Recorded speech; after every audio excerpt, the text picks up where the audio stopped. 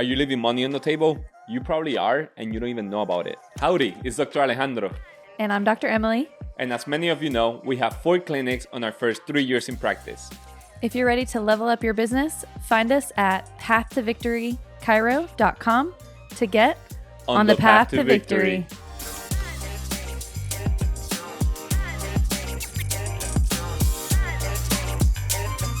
One of our clinics was actually leaving money on the table, and they didn't know they were doing that until Emily started digging around and she figured out there was a big problem.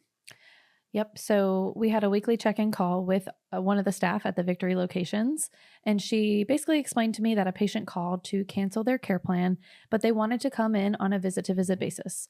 And so in the past, what we've done, we've been a little bit more rigid because that's how we were taught, that patients could not come in on a visit-to-visit basis. They could only go on a care plan. We were taught by school, by what? Let's break this down. By a practice management group. Yep. They were very rigid in their ways. Sometimes they would say something like, my reputation is more important than that. And you kind of have a talking to with the patient to force compliance on them, essentially. And I'm not saying that it's not good to do a care plan, because it absolutely is. Absolutely. It's going to be the best for their health, number one, but also as a business model for sure. But when this patient said, okay, I'd like to come in, I can't commit to a care plan. I'd like to come in basically whenever I can. Mm-hmm. I don't know their situation.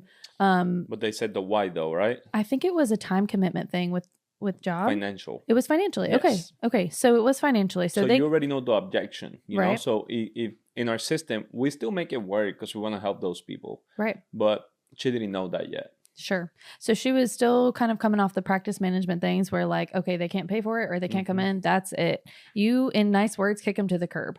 And we're just not down with that because you're literally leaving money on the table. Mm-hmm. So let's suppose, for example, a patient visit is $50. So that patient, if they can't come into your office on a visit-to-visit basis, they're going to take that $50 elsewhere. Mm-hmm. The world, God, the universe is literally trying to give your business $50, and you are directly saying no when you say you can't come in on whenever you want on a visit-to-visit basis. I know about compliance. I know that what's most effective for their health, what's best for their health may not be that visit-to-visit option, but at least they're still getting some chiropractic care. And yes, they are even willing to pay you. Yeah. So why would you not allow that? So what was your answer to her? So I basically told her everything I just said. So the main thing is when somebody calls to cancel their care plan, also never let that happen over the phone. You have to get them in person into the clinic to talk about that with the doctor. Okay. So you basically told her, okay, I completely understand. Hey, I want you to come in and you could talk with Dr. Monte, with the doctor who it is, and they'll make it work, correct? Yep. So the girls, for example, the staff in Abilene, they know we would be PO'd if a care plan was canceled. If a patient said, I'm canceling all my plans, I never want to see you again. If our staff didn't get them back into the office, we are PO'd, because then we're like, what happened to that patient? Why did they not come back? Because I want to talk about that with them face to face. Yeah. And this person was just basically...